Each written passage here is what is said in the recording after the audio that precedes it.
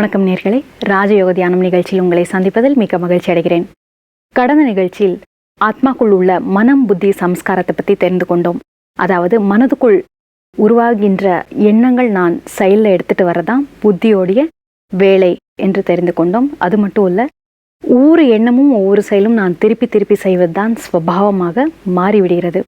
நான் எந்த ஒரு செயலும் சொல்வது தான் அது எங்கே பதிவாகுது அப்படின்னு பார்த்தோம்னா சமஸ்காரத்தில் பதிவாகுது.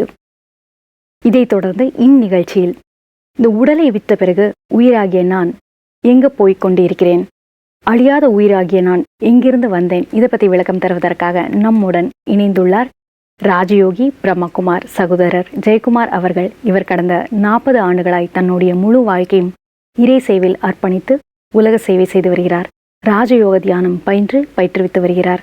பிரஜாபிதா பிரம்மா குமாரி ஈஸ்வரிய விஸ்வவித்யாலயத்தின் ஹெட் குவார்ட்டர்ஸான மவுண்ட் அபுவில் கடந்த 4 வருடங்களாய் சேவை செய்து வருகிறார். நேயர்களே, உங்கள் சார்பில் அவரை வரவேற்கிறேன். வணக்கம். வணக்கம். ஓம் சாந்தி. ஓம் சாந்தி. ஆத்மாவுடைய இயல்பான குணம் அன்பு, அமைதி, தூய்மை என்று சொன்னீங்க.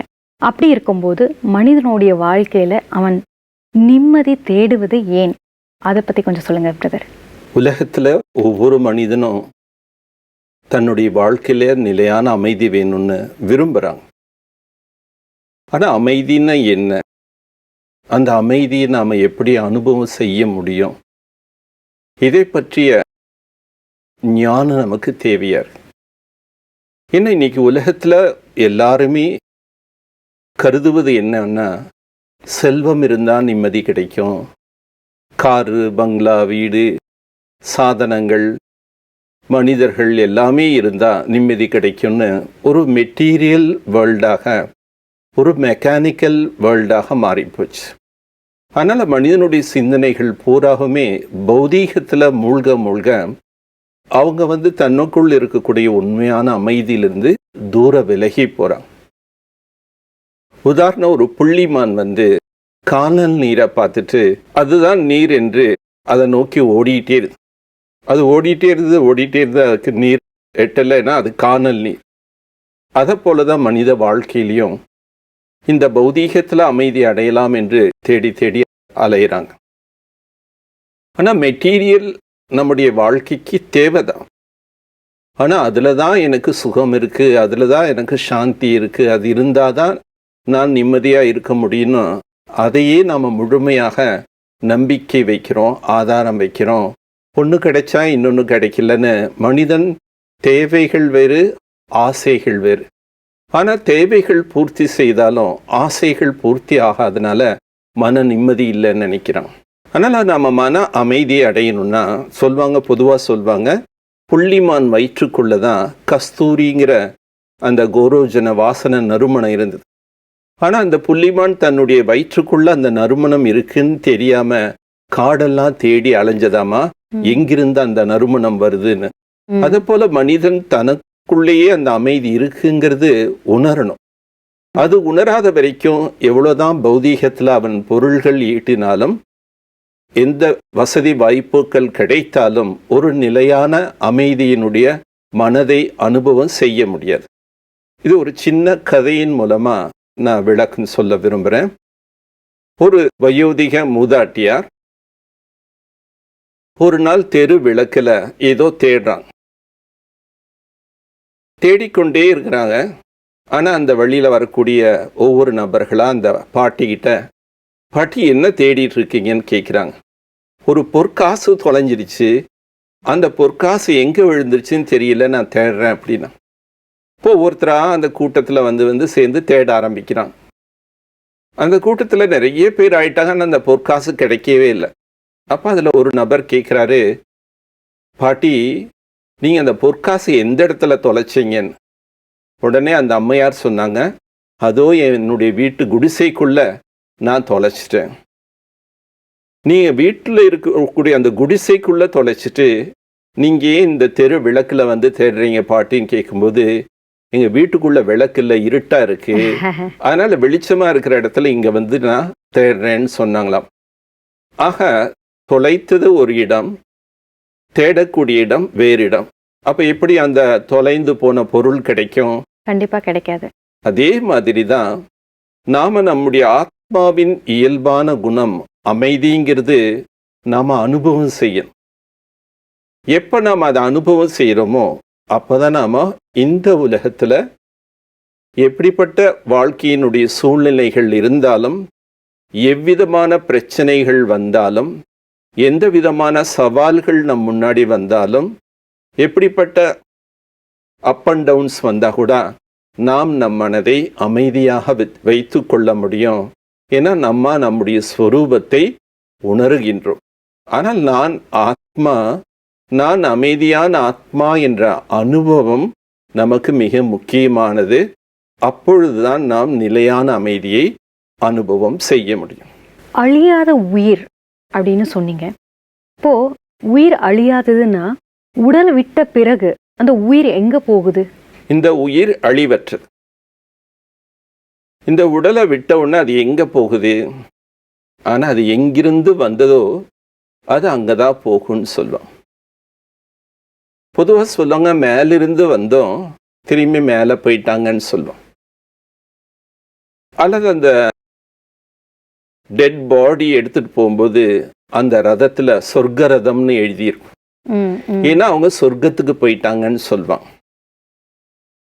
ஆக மனிதன் சொர்க்கத்துக்கு போயிட்டாங்கன்னு சொல்றாங்க, அல்லது ஆத்மா மேலிருந்து வந்தது மேல போயிடுச்சுன்னு சொல்லுவாங்க. ஆனா உண்மையிலேயே இறந்தவர்கள் சொர்க்கத்துக்கும் போறதில்லை, இறந்த உடனே நம்ம மேலேயும் போறதில்லை. ஏன்னா காஸ் அண்ட் எஃபெக்ட், நாம எந்த ஒரு செயல்களை செய்கின்றோமோ அந்த செயல்கள் நம்முடைய ஆத்மால பதிவாக இருக்கக்கூடிய காரணத்தினால அந்த பதிவுகளுக்கு ஏற்ற விளைவுகளை நாம் அனுபவிக்கணும். ஆனால் ஆத்மா போகும்போது அந்த பதிவுகள் தன் கூட எடுத்துட்டு போகுது. அந்த பதிவுகளுக்கு ஏற்றாற்போல் அது மீண்டும் ஒரு தாய் வயிற்று கர்ப்பத்துக்குள்ள போய் குழந்தைய பிறந்து வளர்ந்து அந்த பதிவுகளுடைய பலன்களை இன்பமா துன்பமா அனுபவிக்குது. ஆக ஆத்மா உடலை விட்டுட்டோம்னா திரும்பி அது மறுபிறவி எடுக்குது.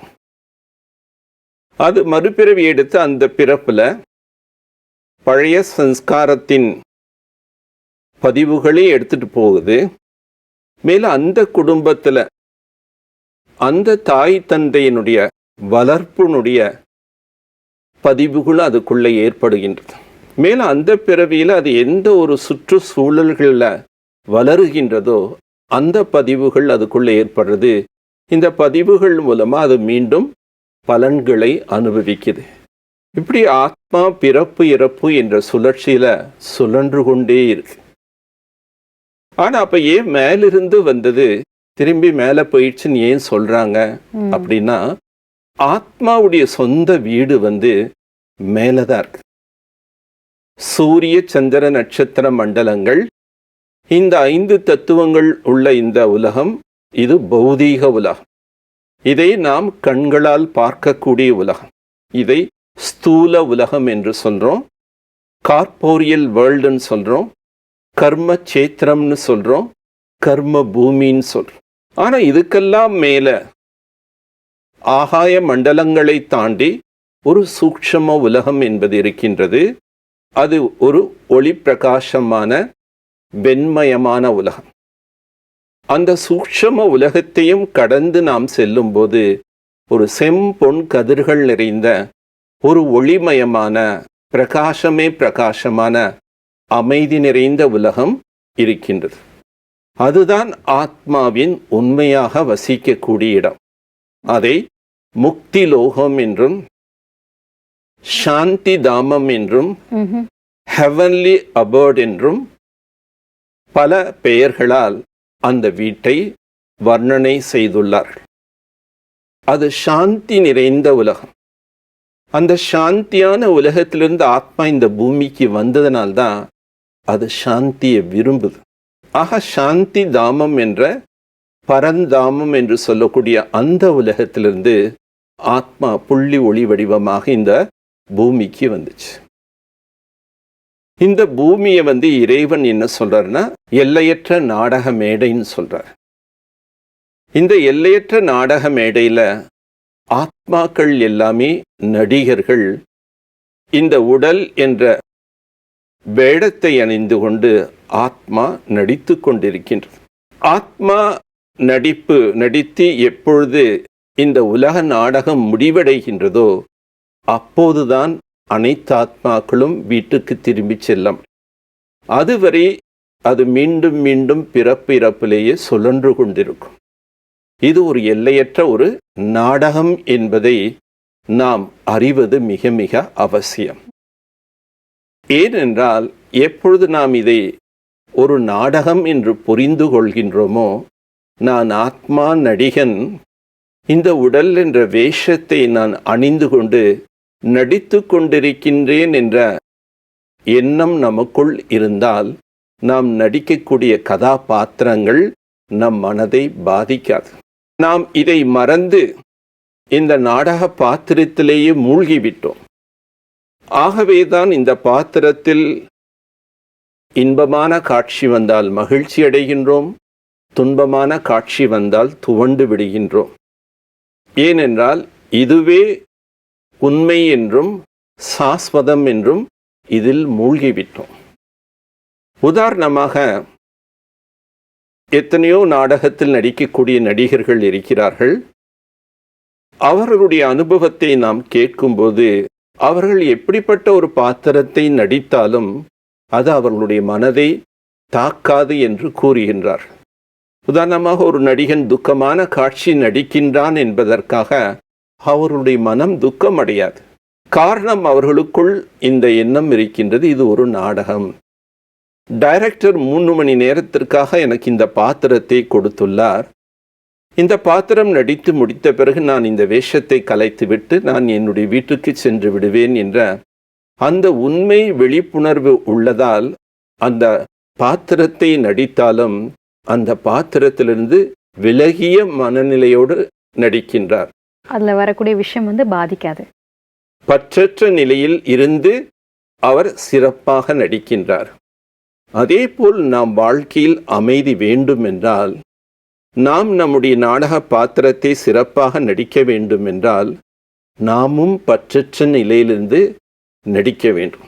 அதாவது நம்முடைய செயலை நாம் பற்றற்ற நிலையிலிருந்து செய்ய வேண்டும்.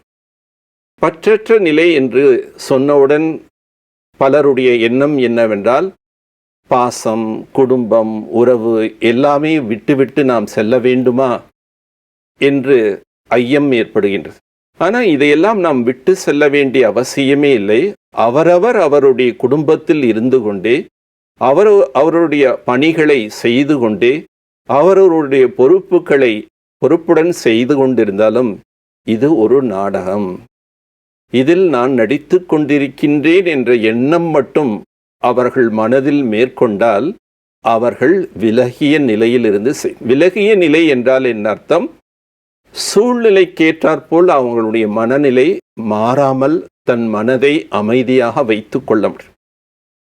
பற்றற்ற நிலை என்றால் அதாவது இன்பம், துன்பம், உயர்வு, தாழ்வு, வெற்றி, தோல்வி அனைவற்றையும் சமமாக எண்ணக்கூடிய ஒரு மனப்பக்குவம் ஏற்பட்டுவிடும். எப்படி ஒரு நடிகன் துக்கமான காட்சி நடித்தாலும் துக்கம் வருவதில்லையோ, அதேபோல் நம்முடைய நடைமுறை வாழ்க்கையில் எப்படிப்பட்ட சம்பவங்கள், நமக்கு நெருங்கியவர்கள் யாராவது இறந்து விட்டாலும் சரி, அல்லது நமக்கு உடல் நோய் வந்தாலும் சரி, அல்லது நமக்கு ஏதாவது தொழில் நஷ்டம் ஏற்பட்டாலும் சரி, இதெல்லாம் ஒரு நாடகம் என்ற எண்ணம் இருந்தால் இந்த விளைவுகள் நம் மனதை தாக்காது. ஆக ஆத்மா நடிகன் இந்த உடல் என்ற வேடத்தை அணிந்து கொண்டு நாம் காலை முதல் இரவு வரை பல பாத்திரங்களை நடிக்கின்றோம். ஒரு பெண் சில நேரம் தாயாக நடிக்கின்றாள், கணவருடன் மனைவியாக நடிக்கின்றாள், தன்னுடைய பெற்றோருக்கு முன்னால் அவர்கள் குழந்தையாக மாறிவிடுகிறார்கள், நண்பர்கள் முன்னால் தோழியாக ஆகிறார்கள். ஆக ஒரே ஆத்மா முழு நாளும் பல பாகங்களை நடிக்கின்றது. அந்த பல பாத்திரங்களை நாம் நடித்து கொண்டிருக்கும் போது நான் அன்பு சொரூப ஆத்மா, நான் அமைதி சொரூப ஆத்மா, நான் தூய்மையான ஆத்மா, நான் நல்ல ஆத்மா என்ற எண்ணங்கள் இருந்து கொண்டே இருந்தால் நமக்கு ஒரு பொழுதும் யார் மீதும் எவ்வித கேள்விகள் என்பது எழாது. ஏனென்றால் நடைமுறை வாழ்க்கையில் பார்க்கும்போது பல முறை நாம் பிறர் மீதுதான் கேள்விகளை போடுகிறோம். அவர்கள் ஏன் என்னிடம் இப்படி பேசினார்கள், அவர்கள் ஏன் இப்படி நடந்து கொண்டார்கள் என்று பிறருடைய நாடக பாத்திரம் நம் மனதில் அமைதியை இழக்க வைக்கின்றது. நமக்குள் ஒரு டென்ஷன், இறுக்கத்தை உருவாக்கின்ற. அவங்க பேசுனது சரியில்லை, அவங்க நடந்து கொண்ட விதம் சரியில்லை அப்படின்னு நினைக்கிறோம். ஆனால் ஒவ்வொரு ஆத்மாவும் தனித்தனியானது. ஒவ்வொரு ஆத்மாவுடைய பாத்திரங்களும் தனித்தனி. ஒருவர் போல இன்னொருவர் இருக்கவே முடியாது.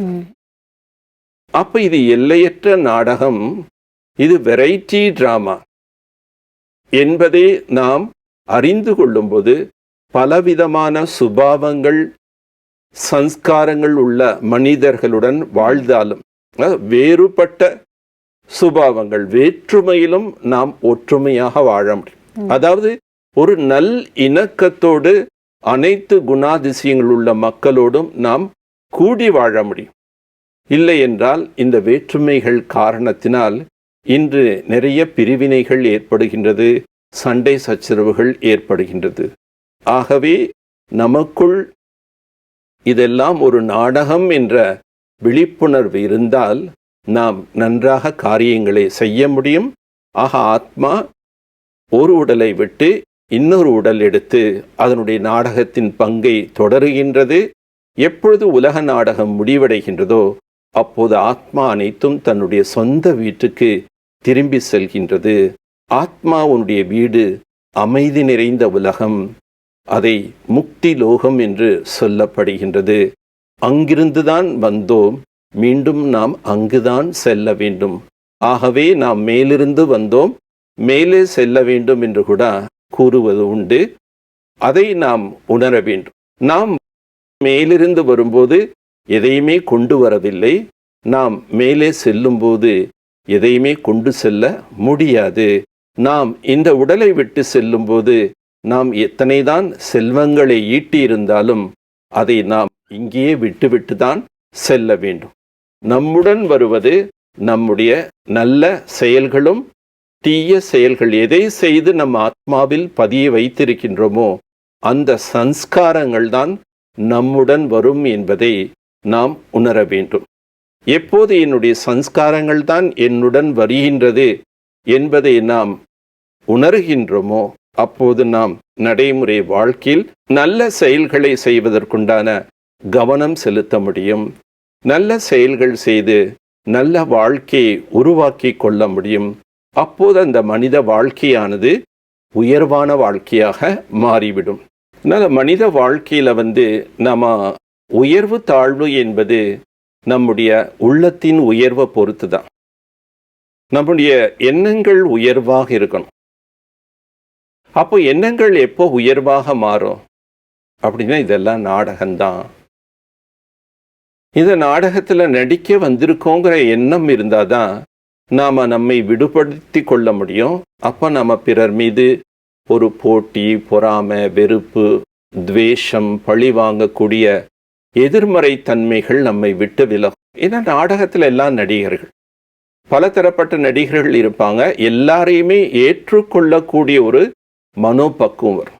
எப்போ எல்லாரும் என்னுடையவர்கள் என்று ஏற்றுக்கொள்கின்றேனோ அப்போ எல்லாரிடமும் நாம் நல் இணக்கத்தோட இணைந்து வாழ முடியும். அதனால் வேற்றுமையில் ஒரு ஒற்றுமையாக நம்ம வாழ்வதற்கும், நம்ம நல் இணக்கத்தோட வாழ்வதற்கும், நாம் அமைதியான வாழ்க்கையை வாழ்வதற்கும் நாம் இந்த உலகத்தை ஒரு நாடகம் என்பதை புரிந்து கொண்டு நாம் எப்பொழுதும் மகிழ்ச்சியான வாழ்க்கையை அமைத்து கொள்ள வேண்டும். ஆத்மா அழியாதது. ஆத்மா இந்த உடலை விட்ட பிறகு இன்னொரு உடலை எடுக்கின்றது. எப்பொழுது உலக நாடகம் முடிவடைகின்றதோ அப்போது நாம் அனைவரும் நம்முடைய ஆத்மலோகத்திற்கு திரும்பி செல்வோம். அதுதான் ஒரு சத்தியம். இந்த உண்மையை அனைவரும் உணர வேண்டும் என்பதை நான் கூறிக்கொள்கிறேன். ஆத்மாக்கள் நம்ம பார்த்தோம், ஒரு புள்ளி ஒளி வடிவமானதுன்னு பார்த்தோம். ஆத்மாவுடைய இயல்பான குணம் அன்பு ஸ்வரூபமான ஆத்மா. எப்ப நான் அன்பு சொரூபமான ஆத்மா அப்படின்னு இந்த நாடகம் நடிக்கும் போதும் நான் அன்பு சொரூபமான ஆத்மாங்கிற எண்ணத்துல நான் நடிக்கின்றேனோ அப்ப எனக்குள்ள இருந்த அன்பின் வெளிப்பாடு தான் வரும். பிறர் எப்படி இருந்தாலும் சரி, பிறர் அன்பு கொடுக்கலன்னா நான் அன்பு கொடுக்க மாட்டேன்னு சொல்லி, அவங்க ஏன் என்கிட்ட அன்பா பேசல, அவங்க ஏன் எனக்கு மரியாதை கொடுக்கல அப்படின்னு நம்ம எதிர்பார்க்கிறோம்.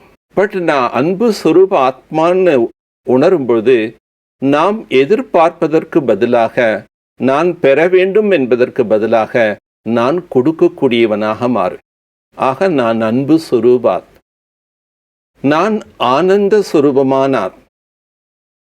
ஏன்னா நான் ஆனந்த சொரூப ஆத்மா நினைக்கும்போது தனக்குள் இருக்கக்கூடிய அந்த ஆன்மீக மகிழ்ச்சியை நாம் அனுபவித்து கொண்டிருக்கும் போது நான் அனைவருக்கும் மகிழ்ச்சியை கொடுக்கக்கூடியவன், ஆனந்தத்தை கொடுக்கக்கூடிய ஆத்மா.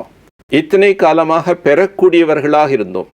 எனக்கு இவர்கள் மகிழ்ச்சி தரமாட்டார்களா, இவர்கள் எனக்கு ஏன் அன்பு தரமாட்டேங்கிறாங்க, இவங்க ஏன் எனக்கு மரியாதை தரமாட்டேங்கிறாங்கன்னு நம்ம பெற வேண்டும் என்று இருந்தோம். ஆனால் எப்போ ஆன்மீகத்தை உணர்கின்றோமோ, சத்தியத்தை புரிந்து கொள்கின்றோமோ, அந்த விழிப்புணர்வு தன்மை இருக்கும்போது நான் அனைவருக்கும் தர வேண்டும். நான் சாந்த சுரூப ஆத்மான்னு நினைக்கும்போது நம்ம முன்னாடி எவ்வளோ கோபமானவங்க வந்தால் கூட சரி, நம்முடைய சாந்தியினுடைய அதிர்வலைகள் போய் அவங்களையும் சீத்தலமாக்கிடும். எப்படி நம்ம எவ்வளோ ஒரு வெயிலான இடத்துல நடந்து வரும்போது அந்த மரத்தினுடைய நிழல்ல வரும்போது அந்த குளிர்ந்த தன்மை நமக்கு எவ்வளோ இதமாக இருக்கு, அந்த மாதிரி நான் சாந்த சுரூப ஆத்மான்னு நினைக்கும்போது நம்முடைய உறவுகளே பல விதமாக இருக்கலாம். யாராவது ரொம்ப கோபமாக வந்தால் விட நம்முடைய அருகாமையில் வரும்போதே அந்த ஆத்மாவும் அவங்களும் அமைதியாயிடும். ஏன்னா நம்முடைய எண்ணங்கள் அதிர்வலைகளாக பரவுகின்றது. அதனால் இந்த நாடகத்தில் நடிக்கும்போது நாம் நம்முடைய உண்மையான ஸ்வரூபத்திலிருந்து நம்முடைய கதாபாத்திரத்தை நடிக்கும்போது நம்முடைய குணங்கள் வெளிப்படுத்த முடியும்.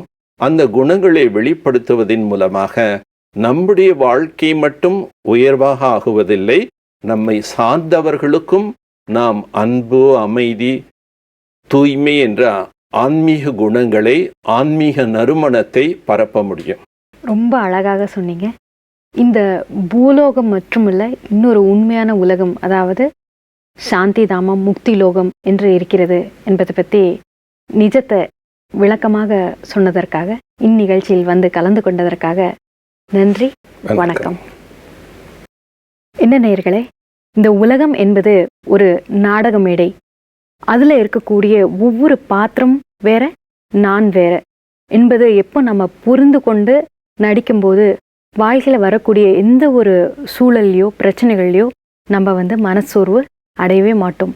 அது மட்டும் இல்லை, என்னுடைய உண்மையான ஸ்வரூபம், அதாவது நான் அன்பான ஆத்மா, அமைதியான ஆத்மா, இந்த ஒரு ப்ராக்டிஸ் பண்ணும்போது நம்ம வாழ்க்கையில் வரக்கூடிய எந்த ஒரு பிரச்சனையாக இருந்தாலும் அதில் நாம் வெற்றி காணலாம். அது மட்டும் இல்லை, பரந்தாமத்தை பற்றி நம்ம தெரிந்து கொண்டோம். இந்த உடலை விட்ட பிறகு இந்த உயிரானது முக்தி லோகத்துக்கு போகக்கூடியது. அங்கே இருந்து தான் இந்த ஆத்மா இந்த பூமியில் ஜன்மம் எடுத்து நடிக்க வருது என்பதை பற்றி தெரிந்து கொண்டோம். இதைத் தொடர்ந்து அடுத்த நிகழ்ச்சியில் உங்களை சந்திக்கும் வரை நன்றி கூறி விடைபெறுகிறேன். வணக்கம். ஓம் சாந்தி.